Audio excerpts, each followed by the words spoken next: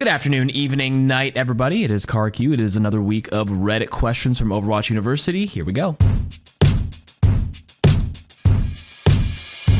As I was sifting through this, there are like 6 straight questions about Widowmaker, so I'm just going to cover like 2 of them, even though they were the most upvoted of the week, because apparently everyone's having problems with Widow. But I digress. Here we go. Why does Widow feel so easy in the Overwatch Classic game mode? Is it just movement creep? Like seriously, in Overwatch Classic, I'm hitting upwards of 70% headshots consistently, completely carrying games by myself. Feels like I'm playing a static scenario. Did movement speed just get changed from the first patch to now? No. Or am I just genuinely tripping? But also, I know she's generally broken because of the body shot and how I can do like 30% charge and full kill, but that doesn't affect accuracy. There's a couple of reasons, okay? First, with Widowmaker, in that original 2016 1.0 patch in this arcade mode, Widowmaker's body shot was supposed to do 150 damage with a 2x headshot multiplier, which means her headshots should cap out at about 300 damage, right? But in this mode, she's actually rocking a 2.5x multiplier, which boosts her headshot damage to 375. Now here's where it gets wild, right? Because Mercy's damage boost and Zenyatta's Discord Orb is like a 50% bonus, right? So you're gonna end up one-shotting tanks. And on top of that, you only need to charge like 40% less of your scope because of that headshot, right? Widowmaker's just on steroids in this mode. Now you mentioned something about accuracy, right? Well, there is movement creep. It was necessary for the evolution of the game, but movement creep is real, and everyone so far in the classic mode is probably running in molasses, right? Heroes are slower and clunkier across the board. Reinhardt, there's no charge steering and you can't cancel the charge, so if he slides across the map, it's a pretty static way to shoot him. Diva, who's pretty much unplayable in Classic because of how bad she is with all her like cooldowns of Matrix and boosters and everything. And just the roster kind of just feels a lot emptier back then, right? There's no Sombra to challenge you and hack you. There's no Doomfist, no Wrecking Ball, no Lucio wall riding and killing you because he's super slow and he's got terrible wall ride latch and detach mechanics at this point in the game, so he can't challenge you. And then you have a Mercy on your team, right? She's getting res every 30 seconds because the ult charge rates are that fast in this patch. So you're basically in the back fighting people non-stop as Widowmaker unchallenged. So everything kind of just plays the part to allow Widowmaker to pop off in this mode. Next question, is Widowmaker a big problem hero right now? She wasn't touched at all in the mid-season patch despite her massively benefiting from the significant nerfs other heroes have received like Sombra, Invisible sucks badly, and Hanzo, the charge time and arrow size nerfed. The charge time got buffed this mid-season patch if I'm not mistaken actually. I find her more oppressive nowadays due to this, and it feels like she's the only hero in the game that can force an entire team comp to switch or the speed of the game to reach a screeching halt just by existing, which feels really strong. Widow makes the game feel campy and slow due to the map being cut clean in half by default from her existing.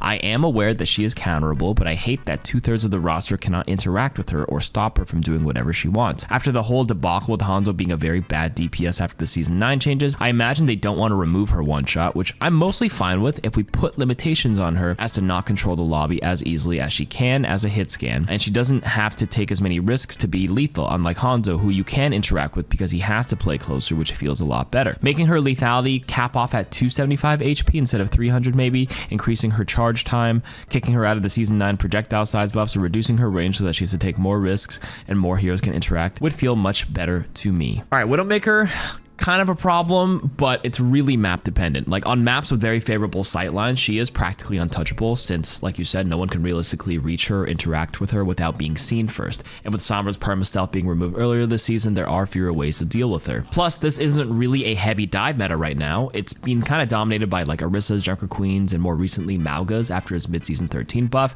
and it kind of all just snowballs into Widow being a menace. Now, honestly, your suggestions sound pretty good. Like, I like the idea of lowering her lethality cap to 275, which is a nice middle ground that gives heroes like Reaper or Mei some much needed breathing room in some of these matchups. I'm all about creating space for counterplay, and right now Widow doesn't leave much room for much at this point, especially in the high end where she can be the lobby admin. Her skill ceiling carry potential is a little too high. Okay, this one isn't so much of a question but more of a discussion piece. Let's read this one. It's a little long. Some of the common Overwatch hero advice seems poorly rooted in reality and instead based on assumptions from an echo chamber. Kind of sounds like a hot take to me. After returning to Overwatch a few months ago, I remember asking on input on which support heroes to focus on.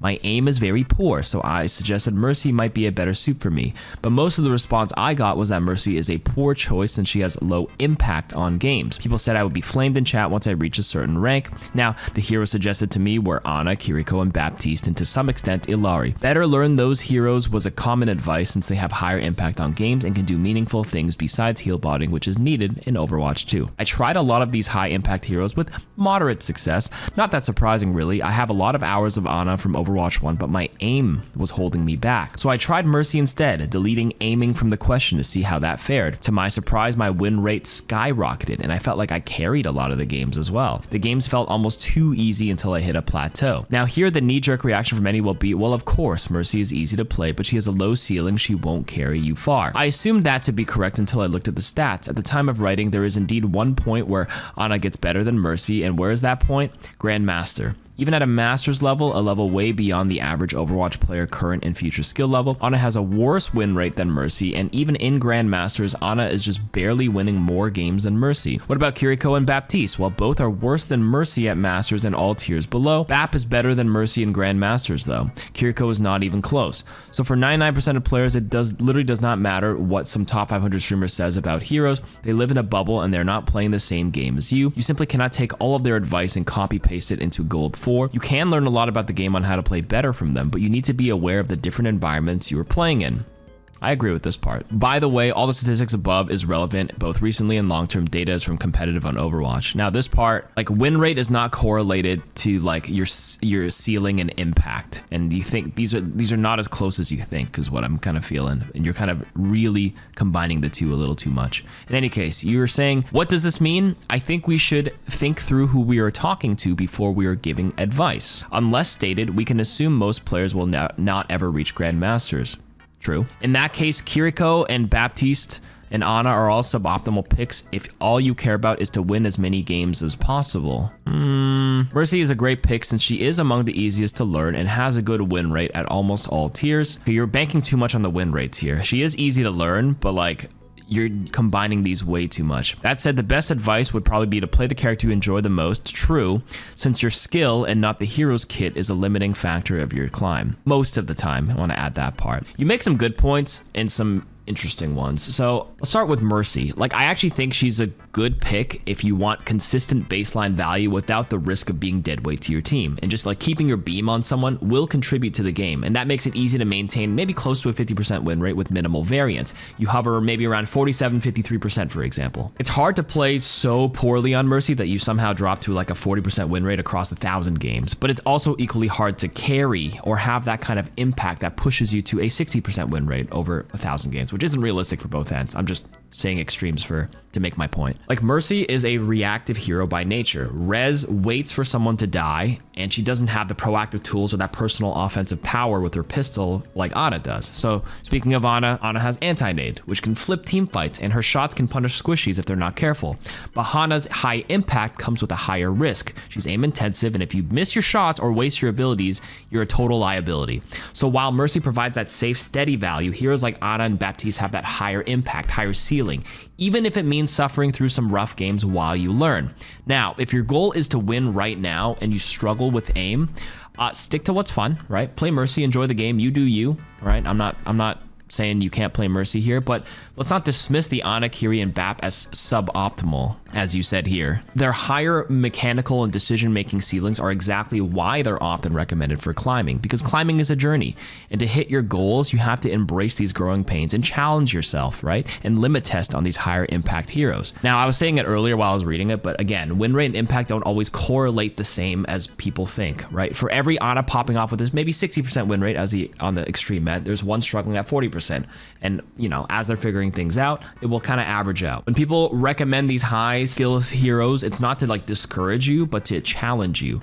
If you admit it up there you have bad aim, the only way to fix that is by practicing and taking those losses and learning. You're probably climbing on Mercy because she's consistent, and it's a better choice than you being bad on Ana because you're bad on Ana, comparatively speaking to the other hero. This is just your hero pool. If you don't want to aim, then that's not part of your regimen, then you're fine with that. But to say not to pick the other ones is kind of like not very honest in my opinion. I don't know if I worded that right, but you get what I'm trying to get at. Okay, from a strategic standpoint, why is New Junk City be hated. I often see people complain about New Junk City and wanting it removed from the game, but I don't see or hear anything wrong with it, so it's not intrinsic to Flashpoint. So what's your reason besides feels bad to play? Seems like there's more cover and high ground positions for both attackers and defenders. There are more choke points in Suravasa, but there are still multiple routes to take, and walking from spawn takes time on both Flashpoint maps, but I think it's a shorter walk than most hybrid and escort second points. As Wrecking Ball, I enjoy New Junk more than Suravasa from a geometry standpoint, more places to spin to win, and more diversity. New Junk City, I guess, is a little polarizing. I haven't heard too much, chatter about it being terrible, but now that I think about it, I would say maybe players don't like it for its tight choke points, especially that first point. That little room you have to like push through before entering that little circular arena. It's actually a nightmare. If your team can't get out of there, you're in like a pressure cooker. You get naded, you're just clumped up all together. And the map overall, I think, is pretty massive, right? Even after 2 years of playing this damn game, I can barely remember this map's layout, and the health packs kind of feel like they're spread way too thin across each point you're trying to fight for. And here's the thing, no one takes fights outside of the points, like while pathing in between them. Everyone kind of just funnels into the same cramped chokes or piles directly onto the objective, which makes it kind of feel a little claustrophobic and chaotic. I get that they were going for something unique with the design, but these issues make it tough to enjoy for the majority of players, is what I would guess. Why does Overwatch allow wide matches as single players? I joined an open queue lobby today where the rank range was silver 2 to diamond 3. Why is this allowed? And why, as a single diamond player, am I thrown onto this team with silver players? LOL, we lost, of course, and they kept complaining they've been losing all day. How would you guys play into a match like this, or would you just accept defeat? Okay, so for open queue, I think in the season 13 patch from October, like a month ago, they widened the matchmaking parameters for this mode specifically, and it's obvious the reason why is because the queue times were ridiculous. Like, players were waiting 30 minutes for a match, so this change was kind of a compromise to keep this mode alive. Here's the thing, I don't think open queue is technically a competitive mode because it's not balanced at all. I say this every time, but tanks, for example, have a flat HP reduction instead of a percentage based one. It's just minus 150 flat HP. So heroes like Junker Queen are stuck at 375 HP, while Malga can still chill at like 600 HP. And that disparity is huge, especially in a mode that already kind of struggles with, competitive balance and integrity. It's one of those things where gameplay quality is sacrificed for accessibility, which makes sense for casual fun, but it does leave open queue in this weird gray area where it's another not fully competitive and not entirely balanced mode. Getting Dove as Lifeweaver. Do I let my team do their thing or run to them and make it everyone's problem?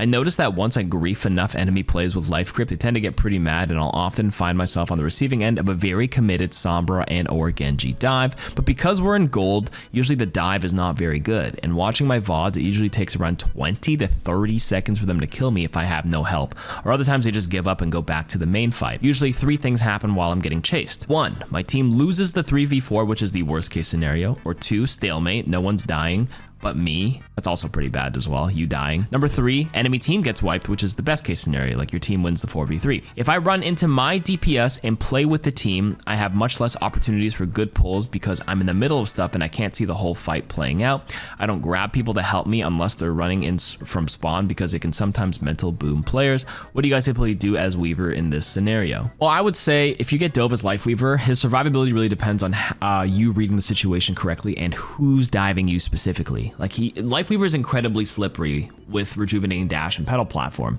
If you've got like a Reaper and a Tracer, for example, hard committing onto you, literally pedaling up, they can't follow up, and it draws their attention and can generate massive value, right? You're not dying, you pull 2 flankers away from your team, you're still contributing because you can still heal and grip people from above, and if that buys your team 20 to 30 seconds, like you said, that 4v3 advantage in my book is like fantastic. Like, that is very, very good. Now, if you do end up dying, that's where you need to reassess. Was the threat too overwhelming? Could you have used life grip on a teammate to kind of bring them to you so they can peel for you or reposition or help? Maybe you just need to play a little closer with your team next time so they can reactively support you, right? Lifeweaver thrives on positioning and awareness, and adjusting to these dive threats is the key to making him work. So this answer kind of has 2 choices. There's no one is better than all in most scenarios. So you can let your team do their thing, they have the numbers advantage, or make it everyone's problem if it looks like trouble. If they have like a dive vertical tank and someone who can reach you on the top of the platform, then you might need to get some assistance. So assess it game by game. Should I play a hero I'm better at or play what's more fun? I'm a diamond support player who's reached my rank playing Juno, but for the longest time I was stuck in plat as Ana. I found Juno rather boring to play in general, and although I do enjoy feeling like I'm slowly climbing my rank. Whereas I know if I decide to force Ana more often again, I might end up dropping back to plat despite finding her so much more fun to play. Obviously, the answer is play just what's more fun, but who cares about rank? But I find when my teammates and the enemy is better, I actually also tend to have a lot more fun. Curious on your guys' thoughts. I mean, you know the answer to both. You have to see whether you value playing a hero you're fun at and enjoying getting better at the hero to climb, or do you enjoy the climb and seeing your rank go up? Because that also generates, you know, dopamine hits or whatever. At the end of the day, play what you want, bro. My thoughts are whatever you think is more impactful to you. And for me personally, I play what's more fun, which is Ana. Sometimes I play Juno because I do want to win. Like, it actually varies by game. I have more fun on Ana than Juno as well. I'm like you, but sometimes I will swap Juno because I also like winning. And game by game, I'll assess.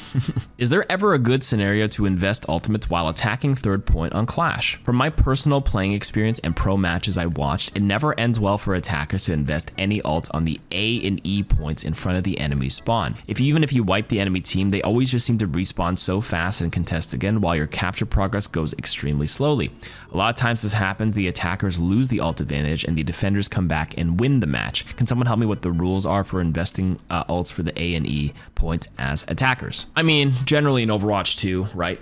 Strategic ultimate economy and usage is crucial, and especially here in Clash. Defenders do have the superior sightlines and spawn advantage. A prudent approach would probably be waiting for the enemy to make a positional error, right? Wait for somebody to fuck up, and then you capitalize on it with a pick, and that can actually justify you investing many ultimates, because you only need 33% to get one whole point, one tick. That's it. That was a recent change in Season 13 Clash.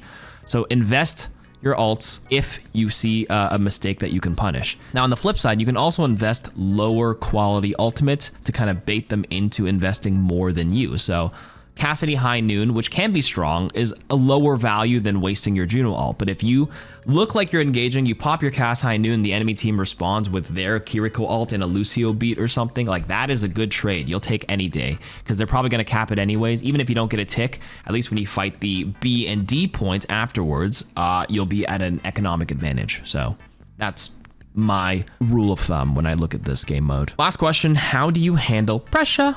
I started playing a few months ago and I've been slowly learning things, enjoying the game, felt like I was making progress, and then with the rank reset I was steadily climbing high bronze to low gold, adapting to how people play until recently I feel like I'm cracking under pressure with the fast pace of the game, more teamwork needed causing my team to lose winnable games. I also feel like I'm starting to regress to being overwhelmed. All right, this sounds like imposter syndrome. Listen, you got the gold, you deserve gold. You're just hitting a plateau right now, where you also have to improve and stay in gold by like adapting to all the different types of tempos that gold lobbies offer. Some may be slower, some may be higher, and it looks like you're cracking a little bit under the occasional higher tempo gold game. So if you're saying here, I'm not really worried about rank at all, but it does feel like I'm going backwards even though I'm learning. So you're not. Imposter syndrome. How do you cope, stay focused, and keep up with everything? Is it one step back, two steps forward? Yes. Of the learning process, which I'm overthinking? Yes, you're overthinking. Or do I need a break and reset the mental? Yes, this is also good. Any help is appreciated. I don't even have to add anything. You answered your own questions. You're overthinking it because you know the answer to everything you asked here. So I'll just say it for you to kind of help you validate your feelings. So I got you. You're overthinking. You got this. You deserve to be in gold. Even if you take one step back to silver, you'll take 2 steps forward next time. Keep up the good work. Thanks for listening, and goodbye, YouTube.